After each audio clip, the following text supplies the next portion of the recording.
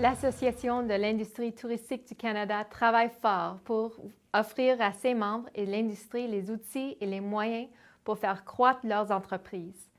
The Tourism Industry Association of Canada is working hard to provide its members and industry with the tools and opportunities they need to grow their businesses. With support from the Government of Canada's Canadian Experiences Fund, TIAC has launched Elevating Canadian Experiences. This program is a series of practical workshops that build capacity and support for tourism businesses in the culinary sector, for the shoulder winter seasons, and for creating welcoming experiences for LGBT+ visitors. It's all about helping tourism operators attract travelers to new destinations and experiences, and it's one more way that TIAC is working to rebuild our visitor economy. Powered by TIAC, Elevating Canadian Experiences is pleased to present the next session. Propulsé par l'AITC, le programme Enrichir l'expérience canadienne est heureux de présenter la séance suivante. Hey, good morning, everybody from Canada's West Coast. Really great to have you here today, and really great to talk a little bit about the Elevating Canadian Experiences program and winter shoulder season focus. So I'm going to start off with a point that maybe Carolyn had just made on the previous presentation on Skift, and she talked a little bit about the startup mindset. I think that that's a great metaphor for what I want to talk about, and that is that winter and shoulder season tourism is perhaps a mindset shift for Canada's tourism industry. So many talk and ask questions these days, and one of the most commonly ones is, was there light at the end of the tunnel? What is that light going to be at the end of the tunnel? And the idea here is that the thing about it is we don't know. We do have some evidence of vaccines and those things coming on the horizon that will give us some hope. But the thing about tunnels is you come out a different place from where you went in. And I thought that was also a great metaphor for a discussion about our mindset shift, how we need to change our thoughts and change our ideas about what tourism is in Canada, when tourism happens in Canada, and where tourism happens in Canada going forward. So our presentation will be a little bit about what those shifts will look like. For starters, we know that from evidence supporting the current COVID experience is that about 50% of visitors are actually open to new ideas, not just new destinations, but new experiences in those destinations, new places to go, and maybe even new times of the year in which they will consider tourism. We know that from evidence this summer that visitors have chosen to go to remote and rural communities, small towns, rural destinations, national parks, those kinds of things, to develop and create their visitor experiences this year. Will that trend continue? And we heard a little bit from Carolyn that supported these ideas. We also know that Canada has perceived to have fared very well during this period of time, and that global citizens feel comfortable visiting places like Canada that have a favorability rating on how we've managed our crisis. So again, some of those things that give us a little bit of hope and a little bit of idea for the future going forward. But let's talk a little bit about the Elevating Canadian Experiences program. Why was it developed? Effectively, it was developed in concert with both TIAC as well as the provincial and territorial tourism associations to address two major chronic inefficiencies that have happened in tourism. And again, this is about a mindset shift. First of all, there are too many visitors concentrated in too few regions across Canada, and there are too many visitors concentrated over too few and mostly summer months across Canada at the same time. And what economists call this is an inefficiency, and tourism hates inefficiencies. It really means that we don't have capacity during our winter months, and we have too many customers during our summer months. We need to even that out over the given year. So program looked to identify communities that had high potential to address this inefficiency, to look at improving revenue and improving year-round tourism performance, and to support businesses in those destinations and other key stakeholders to develop a winter and shoulder season tourism experience and perhaps somehow change that mindset to do so. So how did we do this? Well, first and foremost, we started about 8 months ago with research. We did some primary research in 3 markets. We'll get into that a little bit later to talk about where our current challenge was and where perhaps some of our opportunities were. Is it a supply issue or is it a demand issue? Then we developed some content to enter into our workshop delivery. And perhaps one of you has sat through one of our 3-hour workshops. We're delivering those in 48 communities across the country over the last 8 months in order to engage our participants to both communicate what the program's all about, but importantly to also learn from them so that we can develop the fourth point, which is the toolkit. And the toolkit itself is to help us better help destinations and operators develop winter and shoulder season tourism experiences. What are those areas that they need to focus on? What are their competitive opportunities that they have? And what are the other levers that they might have at their disposal to support that? We then developing 4 strategic frameworks. We've chosen 4 destinations across Canada to develop a framework, and ultimately, number 6, to do 2 pilot strategies. Those strategies themselves and the frameworks will serve as case studies for the multiple communities and multiple operators across the country that may choose to enter into developing a winter and shoulder season tourism strategy for their own regions and their own destinations. So what are the challenges with seasonality? Why do we even have to worry about addressing this inefficiency? We've been doing, just fine for the last 100 years, but we need to look at that inefficiency, or what the economists are calling inefficiency. And the first one's probably pretty obvious, and that is we just simply have a reduced total revenue for any destination. I mean, we leave money on the table if we close up our hotel, close up our experience, go to Florida, as some of us do in the wintertime. But we lose on revenue. And is that revenue loss simply because we have no capacity to support that? Or is it because we perceive that there's no demand for that? So again, I'll talk a little bit about the research going forward. But ultimately, that loss of revenue means that we have a lower return on our capital investment. When we have hotels that are sitting at 30% occupancy during the winter months, perhaps we're not reinvesting in those hotels. Perhaps other investors aren't considering building hotels, much needed perhaps hotels in the summer months because of that lower capital investment. So we look at the financial aspects of this. From an operational perspective, the number one issue that we face across Canada, and this is pre-COVID, in some cases during COVID, is labor attraction. How do we get the most number of labor? How do we retain that labor in the high season? And then we have to end up laying them off, or they perhaps go back to school in the fall, and we don't have that labor mix that we need in order to stay open for our winter and our shoulder season. So we need a better way to manage our labor and perhaps attract year-round labor through year-round opportunities so that we can train that labor again to be more effective in the winter and shoulder seasons, but also more effective in the summer season. And finally, challenges that we had faced in some of our communities across Canada, which is the social carrying capacity, overcrowding at some of our parks, overcrowding in some of our communities during a few key months or a few key weeks, in some cases during the summer, but of course undercrowding in other areas. And then in some cases having an impact on the ecologically sensitive areas. So the challenges with seasonality, again, most of them are what we perceive to be our challenges with seasonality. The first one is weather.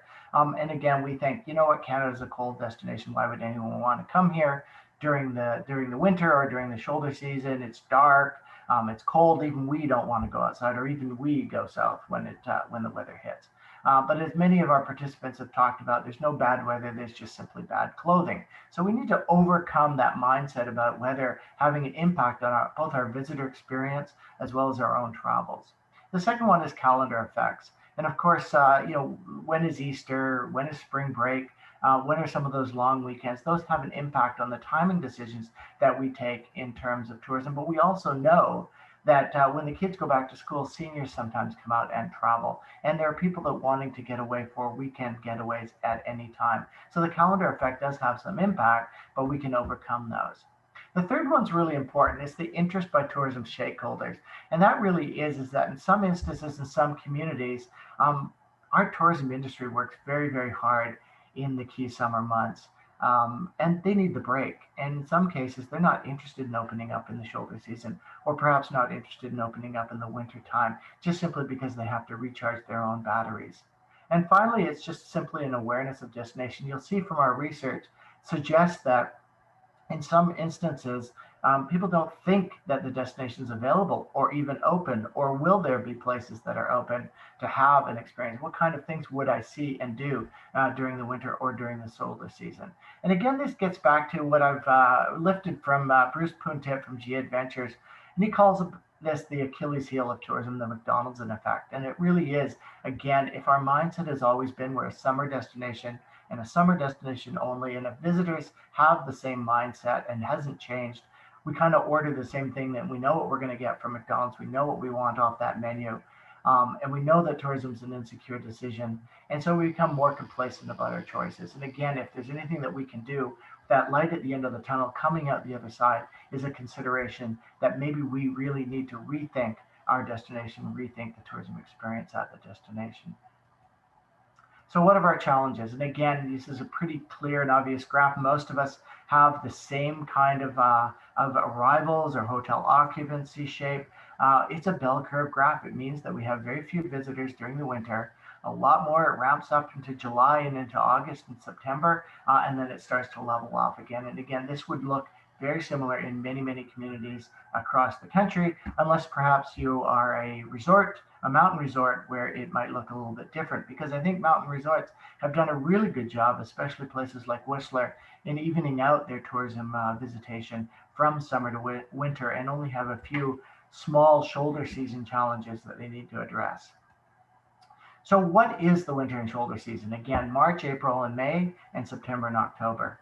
And what are some of the key motivators? And again, we researched Americans, we researched those in the UK as well as Canadians, and considering whether they would book or why they would or would not book a trip during the shoulder season or the winter season. And again, the number one perception was that they would book because they perceive to be fewer crowds, and they perceive that it's going to be just a little bit less expensive. And again, this research was conducted prior to COVID, so fewer crowds was even a draw in those days, as we recall from 2019 that over-tourism was having a significant impact in many, many places and degrading the visitor experience itself.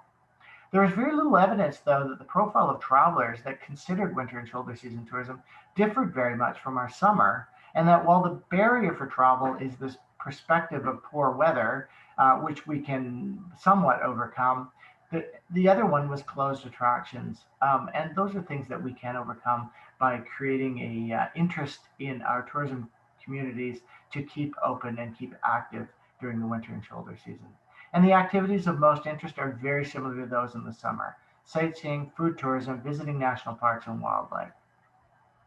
So in terms of Canada, the UK, and the US, how do they differ? Well, Canadians are more motivated by cheaper accommodation. They perceive that great hotel might just be a little bit cheaper in the fall or in the spring or in the winter time, and therefore will go at that time. In the UK, they believe that flights might be a little bit cheaper as a major driver to visit other communities as their number one priority. And in the US, Americans have a much more evenly distributed and wider range of ideas for considering the winter and shoulder season. But one of the key ones is that they believe that people would be more welcoming or friendlier if they were not as harried or as busy if they were able to travel during the winter and shoulder season. So good information to help us consider the future. So our barriers to travel, again, weather we talked about. Canadians believe that our weather is poor. We should know, we live through it. In the UK, it's less of a consideration, and yet it's still number one, as well as the US, less of consideration, but it's still number one. But realizing that there are some areas that we can focus on: keeping attractions open, keeping natural attractions open, keeping our parks open, keeping those experiences open during the winter. But of course, those operators need a good reason to do that, and that is a demand creation model or evidence that says that if we stay open, there'll be customers who'll come. And what are some of the places that people are interested in visiting? It differs a little bit between the shoulder season and the winter season. But again, there are some places that have a strong allure in the winter season. Here on the West Coast, Quebec City, if you've ever been there during the winter, it's a really rather magical place. Places that are also described by some of our participants were places that have winter when we don't have winter anymore. So there's a longing to sort of see and experience that winter idea. And again, as I mentioned, sightseeing, visiting national parks, sampling local cuisine, and viewing wildlife is particularly popular among many Canadians Brits as well as American travelers. And again, we have lots and lots of these potential activities that can happen during the winter and shoulder season times. So it's not necessarily a significant change to the product and experience that you offer, but maybe just variations in terms of that product and experiences that we can offer. So, what are our opportunities with seasonality in tourism? What can we communicate to our operators to help encourage them to stay open? What can we work or how can we communicate with our DMOs to ensure that this becomes one of the strategic priorities of our region or of our destination itself? Well, the first one is really just a very simple one. It really doesn't mean a significant change to the work that we're already doing as DMOs, focusing on those core May through September summer months. And that is like a concerted effort to look at saying, are we open to keeping open for another 3 or 4 weeks? Should we somehow reduce prices, or somewhere can we find some packaging opportunities to create a cost incentive to visit either before or start us up early? And we see that with the cruise industry that has late off-peak pricing for early cruises and those that are at the end of those. So they do a fairly good job of filling up their cruise ships and managing their seasonality themselves through extensions of the season through pricing. We also have different attractions or events. We can develop events such as festivals. We see many instances of festivals that were developed in the summer months, but have been moved once they have a faithful gathering, and they move them into the fall months themselves, or start them earlier in the spring months, without a whole lot of shift to those who are interested in the event, because regardless of time of year, people are really attracted to that particular event itself. In some cases, it's revamping the destination. It's really positioning or marketing or looking at making some subtle and some significant changes to the destination to attract a whole new audience. We know that if we're starting with winter and shoulder season, perhaps a more domestic and Canadian audience, which is a good thing now post-COVID anyway, to support that idea. Rebranding the destination, again, opportunities to see something that might disappear and might change might be important to visitors as they go forward, but positioning our destination as that place you can see that experience, and creating a longing and demand again in the winter and shoulder season. Adding a second main season, again, adding an outdoor winter vacation. We've seen this again with our mountain resorts that have added mountain biking in the summer to complement their outdoor winter and ski activities that happen in the winter. And sometimes non-conventional tourist attractions. Again, people longing to get away, to visit, to get a weekend away, opportunities to create communities of interest, for instance, people who want to travel to pursue activities that they love to do, but with other people, so that they can meet people who share their same passions for those same activities, and looking for destinations to support that. So strategic questions, I won't go through all of these, but lots of them are, is our destination willing to take this on as a strategy? Do we want to add weeks, or do we want a wholesale change to how we view seasonality in our own destination? What are our inherent causes for seasonality? Do we have particularly poor weather, or in some cases we've heard our weather's just simply too good. We just don't get the snow or the winter weather in order to attract an outdoor experience that would be traditionally winter related. So what are our destinations' causes for seasonality themselves? And in many cases, we find that there just simply isn't, again, that mindset to support a winter and shoulder season tourism opportunity. Do we have a consensus within our industry that we want to focus on this? It's one thing to have one or two of our operators focus on winter and shoulder season, but if the destination's not with you, and if other experienced providers aren't with you, you're kind of sitting out there by yourself. And so we need sort of broad agreement. We need a strategic agreement on doing that. Are conditions right for the redevelopment or focus of that destination? Do you have space? Do you have capital investment? Do you have community resources to support that level of expansion? Can demand exist for new offers the destination can develop? Are there other markets? Are there other target markets to support that? What are the other drivers of demand? What would be the impact on the existing tourism environment? Do we have to shift that significantly, or can we make those some subtle changes? And then are there any long-term issues with regards to transportation, the economic circumstance, geopolitical issues, environmental issues that may be impacted. So those are all things that that reasonably need to be looked at in order to support a winter and shoulder season destination experience. Ultimately, we have many levers at our disposal in order to do that. And I'm not trying to pretend that it's easy. We just have to switch a light and transition seamlessly into a winter or shoulder season experience. We need destination development. We need product development and diversification. We need to look and consider at market diversification.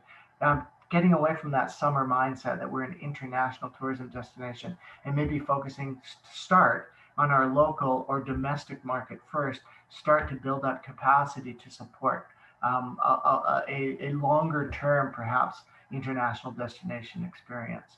Pricing and packaging, and maybe some of those rigidity that we have in pricing and packaging during the summer months because we don't need to discount and we don't need to package because we have all the demand we need, maybe needs to shift a little bit. Our mindset needs to shift on that and making sure that that we retain the integrity of the quality of the destination itself, but by looking at some opportunities for some sense of possible discounts or packages. Facilitation at the destination, what kind of marketing, what kind of branding do we need, what kind of DMO support would we require, even at the provincial level? And then are there structural things that need to be changed? We need to get on that capital improvement list.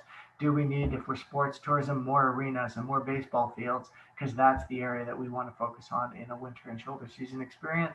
Or is there a convention opportunity or other facilities that need to happen? So ultimately, we'll say, well, you know, we're still Canada. We still have that pesky weather problem. And we still have that challenge that we're competing against places like the Caribbean. But if you consider other destinations around the world, Northern Europe itself, not even in Northern Finland, which is Lapland, has opportunities for winter and shoulder season tourism. Very few people I know would turn their noses up at visiting London in February or March, in spite of the fact that it's pretty rainy and cold there at that period of time itself. So again, looking at a case study and looking at Northern Finland in Lapland, which is to many people around the world, Christmas village, and they've capitalized on this idea and attract about 3 million tourists a year, in spite of the fact that they are cold, they are dark about 23 hours of the day, and I'm not kidding, it's north of the Arctic Circle, and that they've created a whole gamut of products, tourism experiences, and they are full. In fact, their high season is December and January. Their secondary season, is November, December. Their secondary season is January through April. And their low season is actually the summer months that they're focusing and working on so that they become themselves a more year-round destination. So again, if Lapland can do it, perhaps we can as well. So what, after doing many of these workshops across our country, what are some of the key takeaways that we've learned from doing these workshops?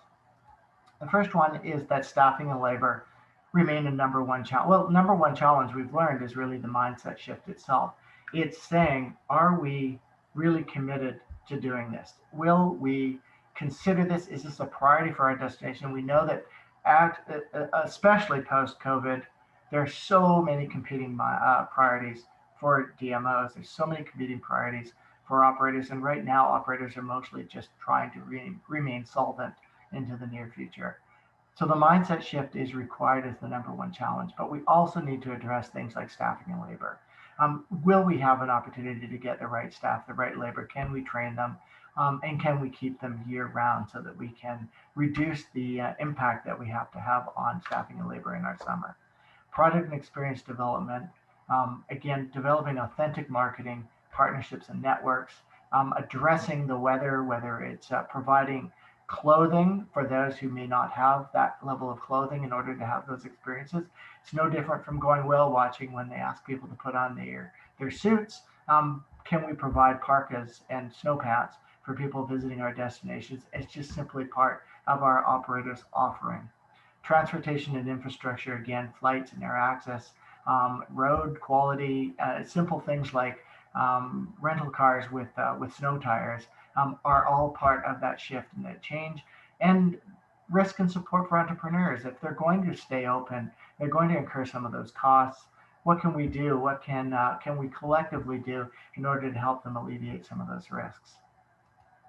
And finally, we're looking more focusing on those opportunities and those actions. And again, identifying that if this is a priority for our destination, what's the identity we want to create for winter and shoulder season? How do we want to communicate that? What are our demand generators?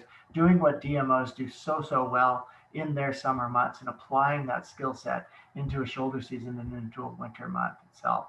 The product and experience development, we've gone anywhere from some of our destination workshops to saying, you know what, we have a competitive opportunity in night skies, stargazing. This is where we're going to hang our hat in winter and shoulder season tourism, and we're going to develop products and experiences that reflect around that.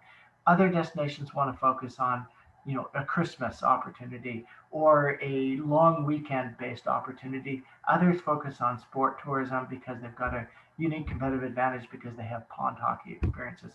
Depends on where and how, again, looking at research, market research to help us give us clues ourselves in terms of where we need to go. Customer service, again, making sure that we manage and meet the demands of our visitors during the winter. Are our operations open? Are our restaurants open? Are they open late enough? Do we have those summer tourism experiences? Can we have a critical mass of those experiences available to our visitors in the winter and shoulder season? Marketing, again, what DMOs do best, compelling and authentic messages, creating buzz around our seasonal content, seasonal pricing models, perhaps working with our industry to help us sort of create value for visitors during the shoulder season and value for visitors during the winter season, and creating images and stories and story ideas and media outlets and tour operators and all those other channels that we use. And finally, it's just plain leadership. It is, if we have this as a priority, from an operator perspective, working with your DMO to make sure that this is a priority. If you're a DMO, working with your operators to ensure that they're all on the same page to develop this. Cross promotion, creating visions and goals and a strategy and a plan. And again, considering this as a start small and think bigger as we go. Learn from our errors. Perhaps we're only open for another 3 weeks in the winter, in the shoulder season. Maybe we start 3 weeks earlier and see how that might work. Maybe as we get better and smarter at this, we start to develop the tourism experiences that really pull into a more of a year round. So not necessarily having to start big, but start small. So finally, next steps.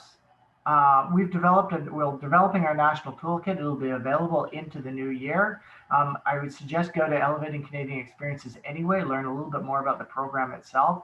And this is where you'll be able to download our kit to give you more perspective and more ideas. Our organization, 2031, as well as the TIAC organization, which is the key sponsor of this experience kit, and all of the other ones are available at any time, again, during this session. We have a booth here at the session. I know that TIAC and the Elevating Canadian Experiences program has a booth at this section. So we urge you to just visit, ask some questions. We're happy to do this. We're winter and shoulder season. We've got culinary. We've got other areas of focus for the Government of Canada to focus on improving the profitability, the revenue sources, and the opportunity for our tourism industry going forward. So with that, I thank you very much. Again, come and visit us at our booth.